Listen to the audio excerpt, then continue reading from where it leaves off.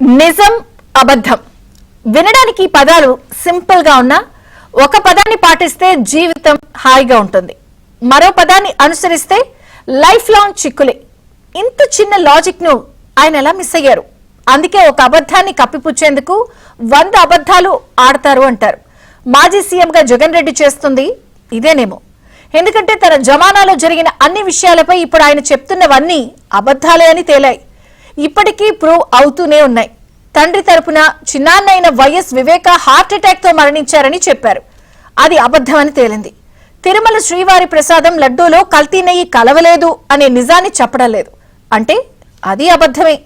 ఇక గతంలో TTD chairman కు పిఏగా ఉన్న చిన్న అప్పన్న ఎవరో తనకు తెలియదని పచ్చి అబద్ధం లేటెస్ట్ గా చెప్పారు.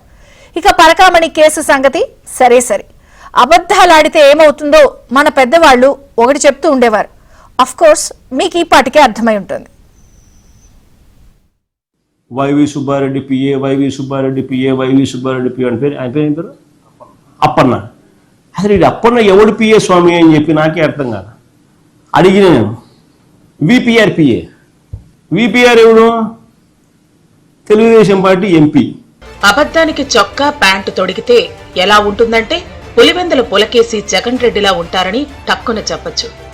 వైసీపీ ప్రభుత్వ జమానాలో టీటీడీ చైర్మన్ గా ఉన్న వైవి సుబ్బారెడ్డికి పిఏగా వెలగబెట్టిన వ్యక్తి చిన్న అప్పన్న ఎవరో తనకు తెలియదని సెలవిచ్చిన మాజీ సీఎం కు దిమ్మ తిరిగి మైండ్ బ్లాంక్ అయ్యే ఆన్సర్ కౌంటర్ రెండూ కలిపి స్ట్రాంగ్ డోస్ ఇచ్చారు స్వచ్ఛాంధ్ర కార్పొరేషన్ చైర్మన్ టీడీపీ నేత Pattabhi.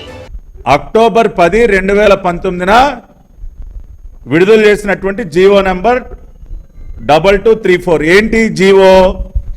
Appointment of Shri Kaduru Chinnappanna as special liaison officer in AP Bhavan. చిన్నప్పన్నని ఏపీ భవన్ లో స్పెషల్ లైజన్ ఆఫీసర్ గా నియమిస్తూ విడుదల చేసినటువంటి జీవో. దీనిలో ఏముంది? Note from principal advisor to CM. ఎవరిదండి note? Principal advisor to CM number 277 dated 13/8/2019. 13/8/2019 ముఖ్యమంత్రి గారి కార్యాలయం నుంచి వచ్చినటువంటి నోట్ నంబర్ 277 ఆధారంగా విడుదల చేసినటువంటి జీవో అండి ఇది.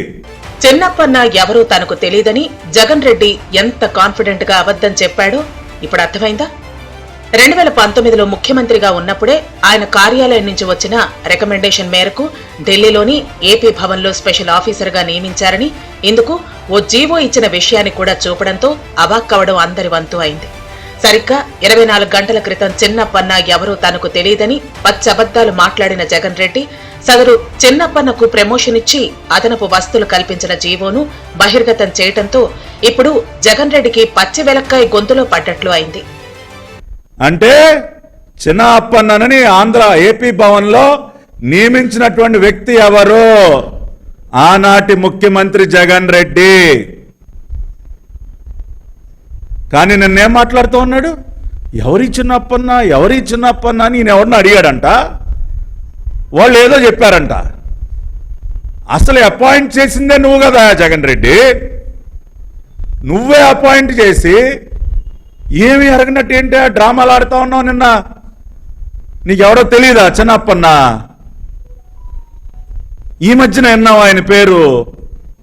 ఈ మధ్యన ఈయనే పక్కనున్నాడు అడిగావా ఎవడి చిన్నప్పన్నని?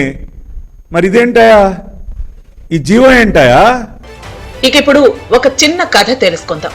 ఆ కహానీలో నీతేంటో కూడా మాట్లాడుకుందాం. అనగనగా ఒక ఉద్యోగి జన్మల అదృష్టం ఉంటేనే అక్కడ పనిచేసే భాగ్యం కలుగుతుంది. అంతటి మహత్కార్యాన్ని మనస వాచ కర్మేణ ఒక దీక్ష దక్షతతో చేయాలి. కాని మనోడు దారి తప్పాడు. పనిచేస్తున్న సంస్థకే కన్నం వేశాడు. ఎప్పటినుంచి చేస్తున్నాడో కాని ఓ మంచి ముహూర్తంలో అతగాడి పాపం పండింది. అడ్డంగా దొరికిపోయాడు. మందలించి కఠినంగా శిక్షించాల్సిన ఆనాటి పెద్దలు దాన్ని రాజీ చేసి బాహ్య ప్రపంచానికి తెలియకుండా దాచిపెట్టారు. కట్ చేస్తే కొన్నేళ్ల తర్వాత పాపం చేసిన సదరు ఇంటి దొంగది అతగాడిని రక్షించిన వారిద్దరి పాపం పండేను. సీసీ కెమెరాల ఫుటేజీ రూపంలో ఆధారాలు పక్కాగా దొరికాయి. కేసు పెట్టారు. సీన్ కట్ చేస్తే సదరు చోరీ చేసిన వ్యక్తి పశ్చాత్తాపంతో చోరీ చేసిన దానికంటే వేల రెట్లు సదరు సంస్థకు ఆస్తులు రాసిచ్చారని, ఇంత చిన్న విషయాన్ని ఎందుకంత రాద్ధాంతం చేస్తున్నారని సమర్థించే ప్రయత్నం చేశారు. అంటే ఈ కథలో నీతేంటంటే దొంగతనం చేసిన సదరు వ్యక్తిని ఏమనకూడదంట, తక్కువ సొమ్మే కనుక వదిలేయాలంట. మీకు ఈ పాటికే ఈ కథ ఏంటో కహానీ ఏంటో బాగా అర్థమై ఉంటుంది.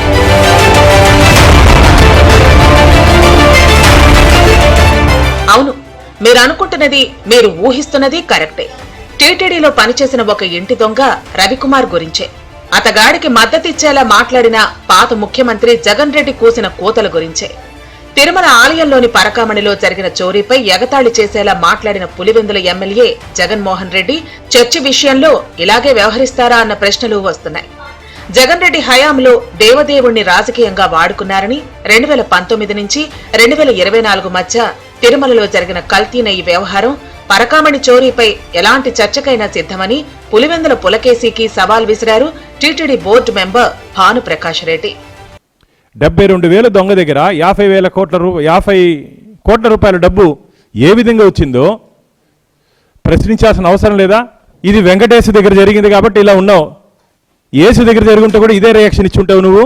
వెంకటేశ్వర దగ్గర జరిగింది కాబట్టి నీ భావన ఈ విధంగా ఉంది. అదే మీ యేసు దగ్గర జరుగుంటే కూడా ఇదే విధంగా నీ స్పందన ఉండేదా?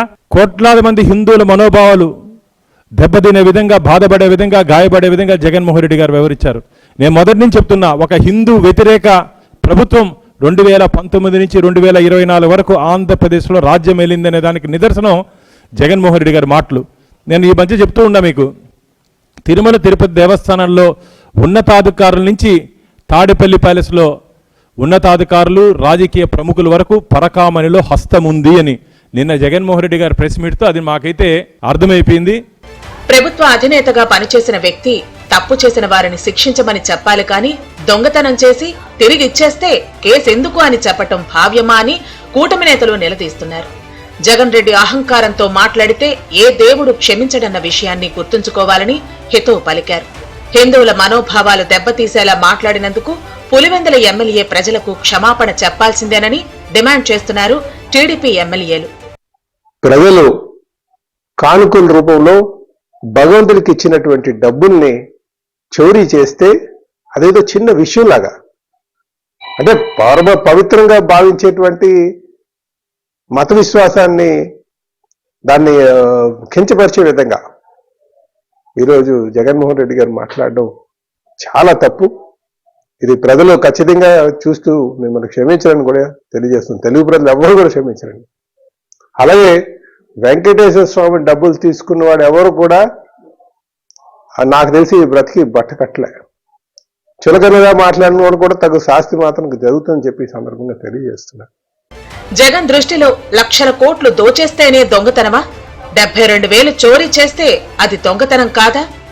ఏనుగులు తినేవాడికి ఇంకేవో లెక్కనా అన్న చందంగా జగన్ తీరు ఉందని విరుచుకుపడింది జనసేన. ఐఏఎస్, ఐపీఎస్ అధికారులను కించపరిచేలా మాట్లాడిన జగన్ పై తక్షణం కేసు నమోదు చేయాలని డిమాండ్ చేశారు జనసేన నేత కిరణ్ రాయల్. ఏనుగులు తినేవాడు పీనుగులు లెక్క అన్నట్టు లక్షల కోట్లు దోచేసిన జగన్మోహన్ రెడ్డికి పరకామణి చిన్న చోరీ అంట. ఆ చిన్న చోరీని ఒక సినిమా కథలాగా 2 గంటల 43 నిమిషాలు చెప్పాడు. ప్రజలు వింటారేమో అనేసి. నేను అడిగితే ఒక జగన్మోహన్ రెడ్డి ఒకటే, పరకామణి ఇష్యూలో మీరు అయ్యో పాపం రవికుమార్ అంటున్నారా? అయ్యో పాపం రవికుమార్ అంటున్నారా? లేదా రవికుమార్ మీ వైసీపీలో చేర్చుకోండి, పనికొస్తాడు. అలాంటి మీకు కూడా మంచి కార్యకర్తకు పనికొస్తాడు. ఎటో స్థానికంగా లోకల్ నాయకులు ఎవరో ఇక్కడ గెలిచే పరిస్థితి లేరు కదా, ఆయన చేర్చుకోండి వైసీపీలో. నాకు అర్థం కాని విషయం అంటే, చాలామందికి అనుమానము, అమెరికన్ డాలర్ ఎప్పుడు 8,000 అయింది? ట్రంప్ కానీ తెలిస్తే పాప ఆర్థిక సలహాదారుగా పెట్టుకుంటాడు జగన్ని. ఈరోజు మా బలటోడు మనకు డబ్బులు ఇంత మేము పెంచుతాడనేసి ఎంత చునకనగా మాట్లాడతాడంటే, ప్రజలు ఓడించిన సిగ్గు లేకుండా ఐఏఎస్ ఐపీఎస్ అధికారుల్ని వాడు వీడుని మాట్లాడతాడు. వాళ్ళు చదువుకున్నారు, నీలా తాడేపల్లి ప్యాలెస్ చదువుకోలే వాళ్ళు ఐఏఎస్లు ఐపీఎస్లు ప్రిపేర్ అయ్యారు. వాళ్ళు ఐఏఎస్లు ఐపీఎస్ చదివిన ఒక అధికారుల్ని వాడంతా వీడంతా వీడి కథ చూస్తా వాడి కథ చూస్తాడు.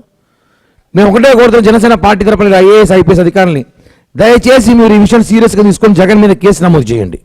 ఖచ్చితంగా పరకామణిలో విషయంలో మనం చూస్తున్నాం, జైలుకు పోయి రోజులు దగ్గర పడ్డాయి, చాలా తొందరగా దగ్గర పడ్డాయి. 14 కోట్లు ఇచ్చామని చెప్పి వీళ్ళు మాట్లాడుతున్నారు తప్ప అతను ఎంత కొట్టేశాడో మాట్లాడడం లేదు. ఆ ఎవరైతే రవికుమార్ అన్నాడో అతన్ని కావాలంటే మీ వైసీపీలో చేర్చుకోండి, మీకు అంత ప్రేమ ఉంటే ఒక ఎమ్మెల్యే సీటు కూడా ఇచ్చుకోండి, లేదా ఎమ్మెల్సీ చేసుకోండి. అంతేగాని అతను చిన్న చోరీ అని చెప్పి మాట్లాడితే మాత్రం ఊరుకునే ప్రసక్తే లేదు. ఇక తిరుమల పరకామణి చోరీ వ్యవహారంపై హైకోర్టులో విచారణ జరిగింది. సిఐడి, ఏసీబీ, డీజీపీ సమర్పించిన దర్యాప్తు నివేదికను ఈ నెల 9న పరిశీలిస్తామని తేల్చి చెప్పింది. మరో 2 సెట్ల నివేదికలను సీల్డ్ కవర్లో రిజిస్ట్రార్ జ్యుడిషియల్ కు సమర్పించాలని ఆదేశించింది హైకోర్టు. నివేదికలను చీఫ్ జస్టిస్ నేతృత్వంలోని డివిజన్ బెంచ్ ముందు ఉంచాలని రిజిస్ట్రీకి సూచించిన కోర్టు పరకామణి నిందితుడు రవికుమార్ సిఐడి, ఏసీబీ నివేదికలు పొందేందుకు అర్హుడు కాదని తేల్చి చెప్పింది. సిఐడి, ఏసీబీ ఇచ్చిన ప్రస్తుత నివేదికలు కేవలం కోర్టు పరిశీలన కోసం మాత్రమే అని స్పష్టం చేసింది ఏపీ హైకోర్టు. నాన్న తరపు బాబాయ్ వైఎస్ వివేక హంతకులకు వత్తాసు పలుకుతున్నారన్న ఆరోపణలు బలంగా ఎదుర్కొంటున్న జగన్ రెడ్డి ఇప్పుడు అమ్మ తరపు బాబాయ్ వైవి సుబ్బారెడ్డిని సేవ్ చేసేందుకు ఆయనే స్వయంగా రంగంలోకి దిగారు. అబద్ధపు మాటలతో అడ్డంగా దొరికిపోయిన పులివెందుల పులకేసి వైవి సుబ్బారెడ్డి పీఏగా పనిచేసిన చిన్నప్పనకు ఏ విధమైన మేళ్లు చేసేందుకు ఢిల్లీ భవన్లో ఉద్యోగిగా పెట్టుకున్నారో చెప్పగలవా జగన్ రెడ్డి? పైగా స్వామి భక్తితో తాను బాగా తరింపచేసినందుకు ప్రతిఫలంగా మరింత అందలం ఎక్కించి ఏకంగా ప్రత్యేక కార్యదర్శిగా ప్రమోషన్ ఇమ్మని మీకు లేఖ రాసేంత ధైర్యం ఎవరిని చూసుకుని వచ్చిందో చెప్పగలరా ఎక్స్ సీఎం జగన్మోహన్ రెడ్డి?